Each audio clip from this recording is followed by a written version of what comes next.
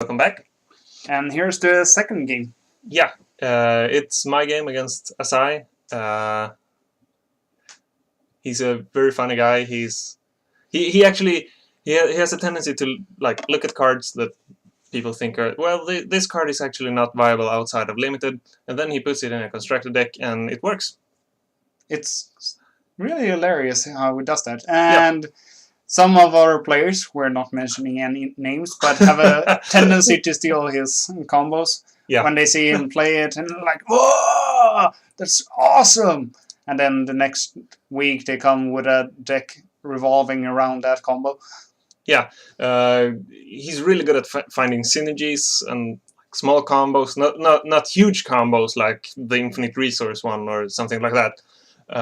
But I think he was the first player to really abuse Gilded Yurt at our store. Yeah. With Wanton Wizard or Rummaging Millipede.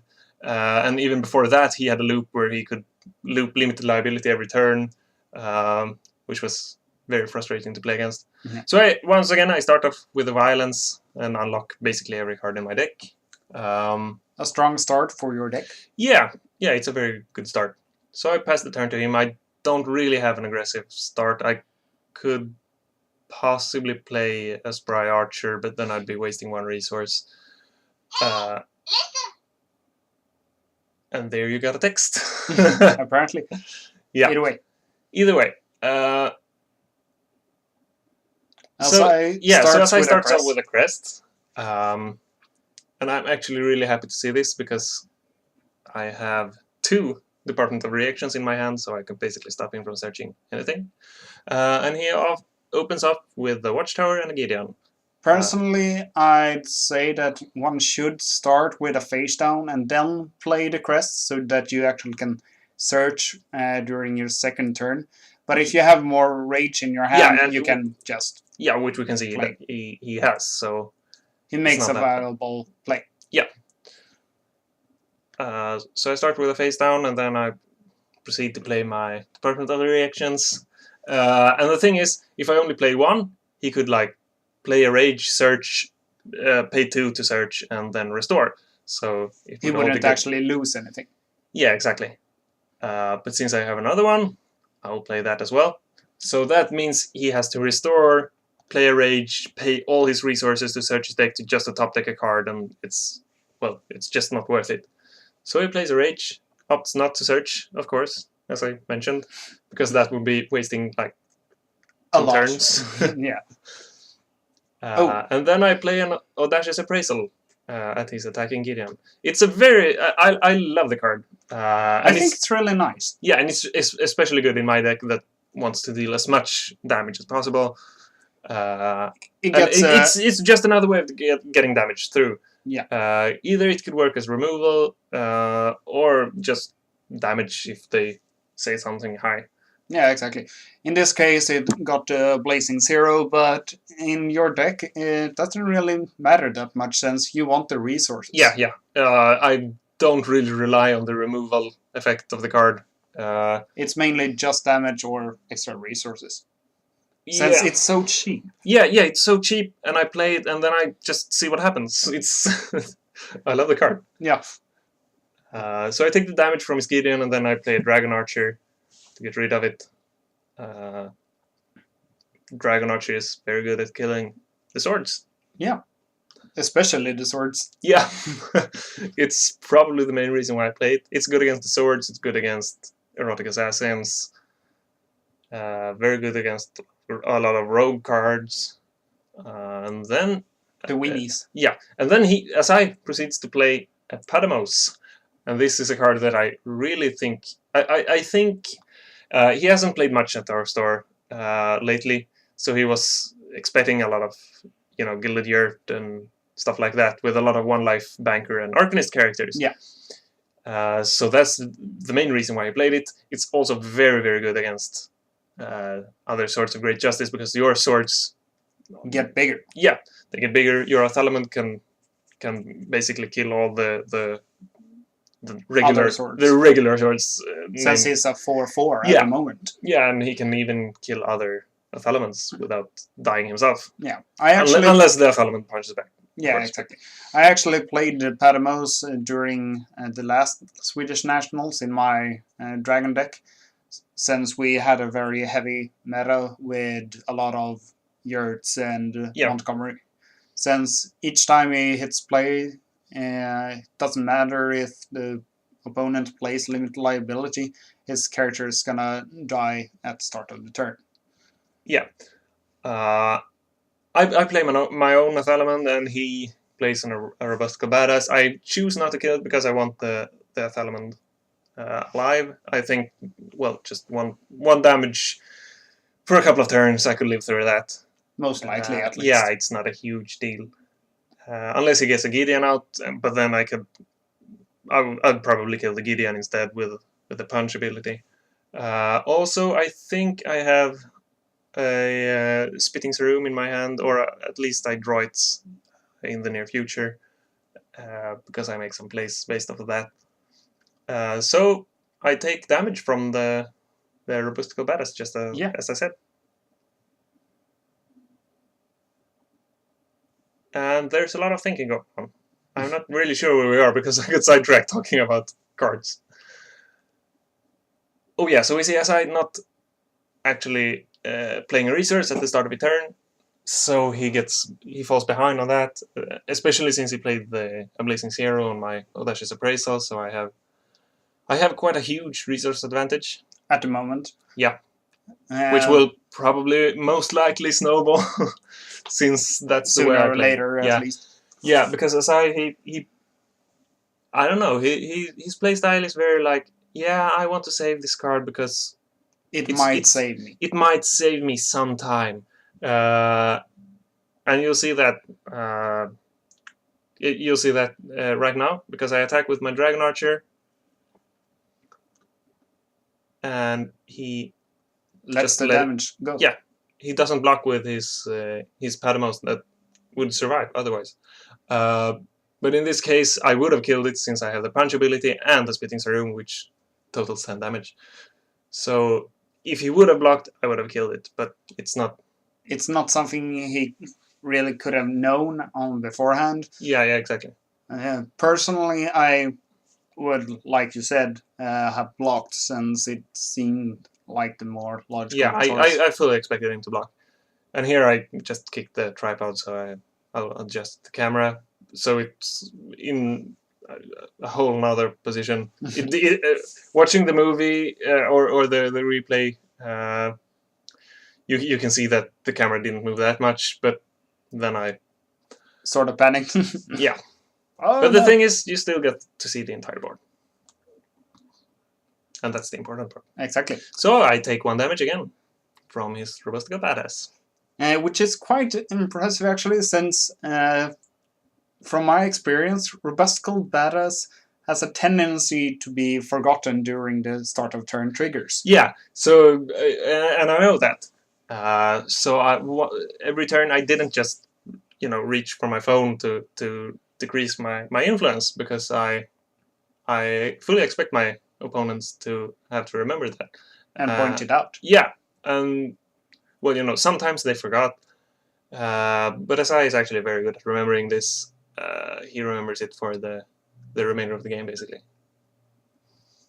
It's a small detail, but during several turns, it piles up. Yeah, if you forget it like 3 times, it's 3 damage. That's a swing with Gideon. Or a Spry Archer. No, Spry Archer actually swings for 5 with Gideon, so yeah. Point taken. Yeah, because Spry Archer is such a bad card. Yeah. Here, another Gideon hits the field, and you swing with a Dragon Archer, and Azai lets it go. Yeah, and once again he lets it go, and I'm not complaining, actually. I think, well, the damage is good. I draw a card and then pass to him. Azai, as many players do, draw a card at the end of the turn. Yeah, and so you see here I think I have 4 resources, now 3 more than Azai does. I take 1 damage, but it's not.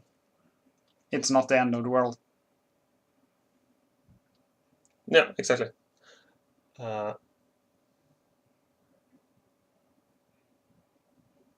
Yeah, and he plays a Gideon, so now the A They're- fat Gideon. Yeah, a fat Gideon. So now his Gideon is actually bigger than my Gideon, and the Robust Badass will deal 2 damage each turn. Exactly. And also, the Gideon survives blocking the Dragon Archer. Yeah, since he has 4 life now. With the Panamos. I start by playing a resource as usual. Big surprise there. Yeah. Nothing too surprising there. I'm not sure how this turn unfolds, I think. Yeah, I attack because I want to see what happens. Azai lets it go as the previous turns. Yep. Proceeds to take more damage. The Gideon swings away. Yeah, and for the first time of the game, he blocks with his Panamos. I can actually understand, since if he actually suspects you have your Spitting Serum, it won't be killed when he punches it. Yeah, but I'm not sure I would have let all the damage through, because even if it would have been killed, it would still be worth saving that damage. Yeah, and so I played the Striker, which is a guaranteed 4. With Gideon on the field, he's a guaranteed 5. So that's good. At this point, I'm fully expecting him to play Mono Warlord.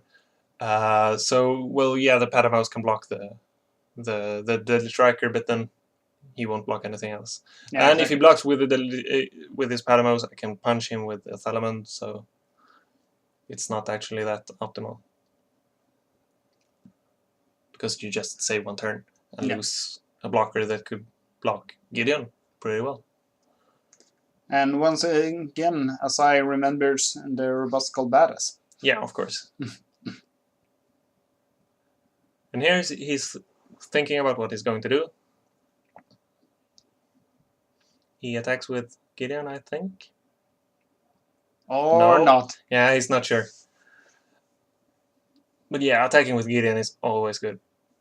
Since it's not that good for anything else. Yeah, and I block with my Deadly Striker because there's really nothing else I can do. Yeah, there's no reason not to let Deadly Striker die. Yeah, because if I blocked with my Thalamond, he would have died. I could have punched his badass, but... Really not worth it. No, not really. And now he proceeds to play the Blast from the Past Scout. That's kind of old school, yeah. Yeah, he doesn't see much play anymore. Spry Archer and Plunging Retriever takes his place at the Speed 4 guy that swings for effectively 3 with the Spry Archer. But yeah, but he's still a good character. I mean, yeah. Speed 4, and actually he has... Yeah, he has 3 lives, so he survives Watchtower, he survives... Fired Hand, Bulking Foe Crusher, I know those cards. Spitting Serum. Rabbit Serum if you run that. Yeah. But, yeah, I don't know anyone who does that. Hey! So the Dragon Archer here swings, and he blocks with a Scout. Not afraid to sacrificing that. I was actually surprised by the block with the Scout. Yeah, me too. I was not expecting that at all. Once again, I would have thought he'd block with the Patamos. And here he takes back the not doing anything, which I think is fine because, well, yeah, you saw me reach for the Gideon, but nothing really happened. Yeah, nothing really happened.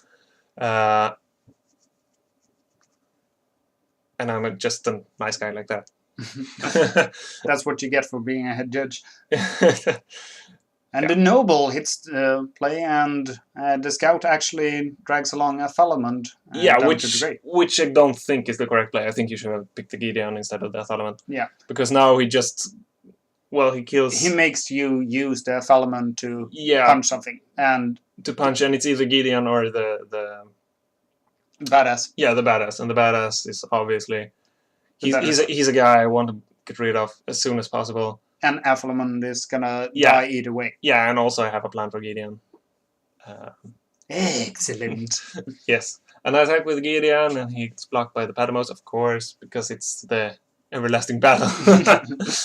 Patamos. Yeah, between the fatty blockers and the attackers that doesn't swing for too much. I mean, he has only two strength, so he's blocked by a lot of characters. Yeah. But he is for 3 when it's the faction, which I think is kind of a good mechanic. It would have been nice to see only him increasing his damage and not like every influence lost. But you take what you get. Yeah, and here comes the Spitting Saru. Doesn't kill anything, but I get a guy on the field. Which in this part of the game actually does a lot of difference, since you get more field advantage and he has to play more characters to actually have something to block with. Yeah, exactly. So he swings with Gideon because why not? At this point, I'm not sure it's right to still be aggressive, but he has to do something. He could have chosen to block and die with his Gideon. I play a noble sacrifice from my hand on the Spitting Room and the Patamos, because now I really want to get rid of the Patamos. Yeah. He's done his job. For quite some time. Yeah. And actually, kind of interesting to note, his Watchtower, it doesn't seem to do much, but I think I drew like 2 Spry Archers and 2 Sadistic Colonels, which I didn't play, obviously. I also think I have a Planching Shreever there somewhere. At the start of the game, I played a Trebuchet officer face down, but in the end, I didn't really regret it, because I wasn't really applying that much aggression. I was just slow pressuring him. Yeah. Building resources. And here we see Rudo actually hitting play, and Azai is actually the first player in Stockholm to actually include him in a constructed deck. Yeah. And I wasn't expecting this. Big surprise. All. Yeah, because nobody played him. He's actually a really, really big guy. He swings really hard, as you'll soon notice. Once again, I start with a face down, because why not? Those face downs are always good. For those that you don't know, Rudo is a 5/5 that gets more strength for each depleted character when he attacks. And that includes himself as well. So when he attacks, he's at minimum a 6/5. Yeah. For a guy costs 4. He has a 4 threshold, but still. So you'll survive in a Mono Warlord. Yeah. So here, Azai attacks with his Gideon. I'm not sure how I respond to this. I think I block with something. We'll notice soon enough. No, wait. Sorry, it's my turn. I attack with Gideon. His best friend Adriel blocks. I thought he was blocking with his Man God for some reason. I'm not sure why. So they both are depleted. Nothing much happens. They start hugging and nothing else happens. Yeah, exactly. The way it should be. And I pay 5 to play the Fanatical Shreever to kill his crest. I actually like the addition of the Fanatical Shreever in Shade. Yeah. I think it's the more I look at the card, I think it's better and better. Yeah. It's a solid. It's a 3/3/3 that kills an item when he enters play. He can also deal some damage to locations. I don't have the threshold for that, so I don't deal 2 damage to his Watchtower. No. But I don't think it would matter. Anyway, he's tactical, but you can't play him during battles, so he loses the big advantage of being tactical. But you can always just playing at the end of your opponent's turn when all of his characters have attacked and swing for that last 3 damage. Yeah, exactly. And now he has a Gideon and a Man God and also an Adriel. But important to note is that at my hand I have another Gideon. I also have a Siege Machine, I think, and a Tactician Vacation. So at this point I am expecting to win by Siege Machine. Which is quite likely. Yeah. So that's why I didn't apply that much pressure. I didn't attack with the Dragon Archer because I wanted a blocker just in case something might happen. Yeah. So he attacks with the Gideon. I block with the Shreever. That will actually survive. And Gideon is no longer buffed by the Patamos, so that's why the Shriver survives. And then there's some more thinking going on. Yeah. Since in this moment he really has to figure out if he actually wants to attack with his Rudo, since he can actually kill the Dragon Archer, but he still only has 9 life. So Yeah. he wants to be able to block that Dragon Archer if you decide to actually let it go. And here he plays the Thalaman. Which he actually top decked with the card that he just drew. Yeah, it's a really good card. Actually, now that I have 2 Department of Reactions, it's kind of expensive to just, pay 5 to punch. We'll see that in a moment. Or actually, rather, we'd see that we forget the Department of Reactions, and so we will punch for 1, but still. Not the end of the world. Yeah, it's sad to let something like that go unnoticed, but it's what happens. Yeah, stuff like that happen. And here's some discussion about how big he actually is. Yeah, because I was like, yeah, he hits for 7, and then he was like, yeah, but he gets from himself. Yeah, I know that. And then we counted, and then turned out I forgot Gideon. So I take 8 damage from this guy for 4. Yeah. So I'm down to 9 life as well. 9999. Yes. And at this point, I'm, just counting my resources to see if I can kill him with the siege machine. And if I get through with one of my attackers, I can kill him with the siege machine, and I have the attack fact to actually back it up. Yeah, exactly. So here, if I play 1 resource, so I pay 4 to play a resource, and this is where he will punch one of my guys for 1, where he actually should have paid 5. Yeah. Not the underworld. Yeah, but then the thing is, I noticed this when watching the video back.